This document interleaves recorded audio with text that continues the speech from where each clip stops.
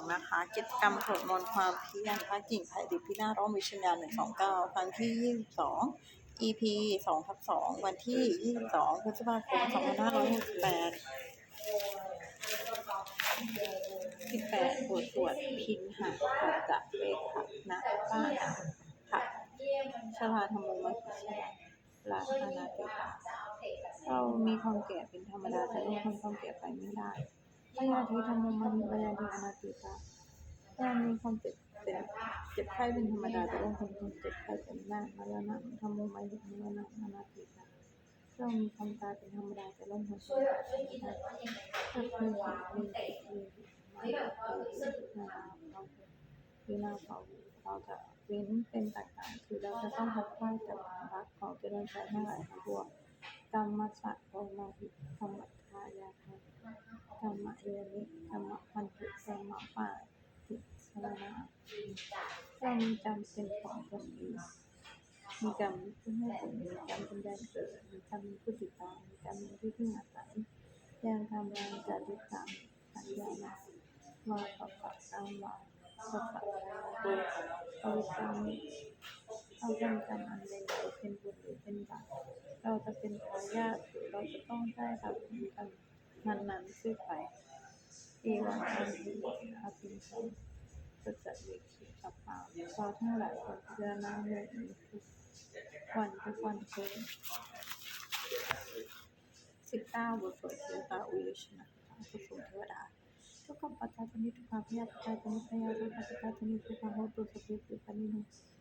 เตตาวัตตาอังคุติสัพพะทังอันเยสัมปทังสัพเพเทวนุโมทันตุสัมปปัตติสิทธิยาธนังทันตุสัพพายาสีลังลักขันตุสัพพะภาวนาปิวตาหันตุกัสสันตุเทวตาปตาสัพเพพุทธะนัปตาปฏิกานันจะยังพลังอนันตานันตติสีลักขันตุโอที่สิผู้สวดเทวตาปฏิทานคาถาพันธมยาปฏิทานคาถาพระนามสิยาเทวตาคัมภีวิหารวัฒเนดุเตคะเลปุถิคะเลตยิงตยิงตาธรรมะคณินะพระวันตุสุขิตาสุขิงพลันเตทาวิหารามัทะเลเทวาธรรมทานทันตาจติโกพระรามิจาธนาปฏิปัสสะธรรมาจติปานิสัมมาปฏิสระสัมปานะพุทธาสุขิตาพรตุเตชลาปุชาเยปิสันทาสัมภวาสังเตทัสสะอาทะโวปปาติกานิยานิสังธรรมวารังปฏิจจเตสัพเพปิสัพพะเจริญสังฆายังมาตุติดาสังลัมโยธรรมัทลาจตุพลาสังโฆตุธรรมโคอัมภายะเตหิตายะอามิสัพพะตุสัพพะโมสัพเพปิธรรมาชาเดโนพุทธิงสัมภาพุทธยามะธรรมเมอริยสัพวิติเต21บทสวดสัพพะปฏิทานะคาถาสันธามยังปฏิทานะคาถาพระนามสิปุญญสุทานิกัตตัสสะญาณมิลานิสตังนิสีสันตะอาคิโนโหตุสันตานุภาภะมานิกาเยติยาปุณวันตาจะเมหะมาตาปิตาทะโยสุขาเนสาปัญญายะทุสาวะ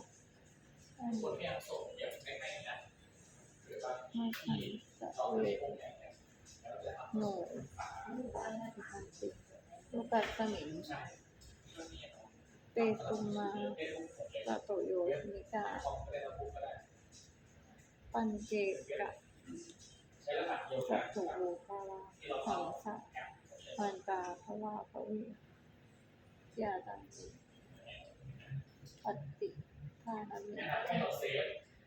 มโนโมทันตุเตปะยังเยจิมังนะปะชานันเตเทวะเตถังเยขยุมยาตินานยาหังโมทนาสิกาปฏิปโตสุขะเวลาสุขะโนเทวะปะหันตะปัปโตตุเตถะวินะสังสุขะเราทั้งหลายไม่มีที่พึ่งไม่มีธรรมะตัวเองสุดโดยล้วนข้าพเจ้าได้ทำโดยสัตย์นี้แต่ในตัวทั้งหลายบนที่ข้าพเจ้าได้ทำแล้วคือชนเราใดที่เป็นที่รัก ผู้มีคุณมีมารดาและบิดาของพระเจ้าเป็นต้นข้าพเจ้าได้เห็นหรือไม่ได้เห็นและสัตว์ทั้งหลายที่เป็นสัตว์แต่มีเงินคงตั้งอยู่ในโลกเกิดในตัวของเกิดในตัวมีขันธ์สิบห้าและขันธ์ตาพันธ์ต้องที่อยู่ในภาษาและสุดแต่กับเราใดข้าการให้สำเร็จข้าแล้วคำประกอบและที่มนุษย์มีความดีผู้สัตว์เหล่าใดย่อมไม่ข้าการให้สำเร็จพระเจ้าหรือประเทศทั้งหลายเป็นแจ้งแก่เจ้าของเพราะเหตุคืออนุโมทนาบุญทั้งหลายที่พระให้ได้ออกขอสาธุผู้อย่ามีเวรมีแต่สุขสงบแต่ตรงถึงทางอันกสิทธิ์ขอความหวังอันดีของพระเจ้าเราให้สำเร็จเถิดด้วยอนุภาพแห่งสุขที่ถามอนุภาพแห่งความจริงอันยิ่งสูงแต่ในช็อกรัตนตายด้วยการปฏิญาณบุญคุณพระสุดพระเดชและเป็นคาถาเรื่องขอความสุขสวัสดีบุญเกิดมีจากเจ้าขอให้สนใจทุกภัยทั้งปวงไปทุกการเปลี่ยนให้ทั้งผู้ที่ทำความขอเทพที่เจอดาทั้งหลายผลอนุโมทนาในการสวดสัตยายมนต์และธรรมะเหล่านี้เมื่ออนุโมทนาแล้วโปรดอวยพรให้แก่พระเจ้าและวัตถุมงคลและสิ่งประดิษฐ์ที่น่าด้วยมือที่สำเร็จด้วยในสองวันพระบรมนิเวศวิหารตลอดจนวัตถุมงคลทั้งหลายที่ทำถูกสร้างขึ้นทั้งที่ผ่านมาและที่จะจัดสร้างในอนาคตขอจงเปลี่ยนด้วยอนุภาพแห่งพระประดิษฐ์และความมงคลในพระคาถา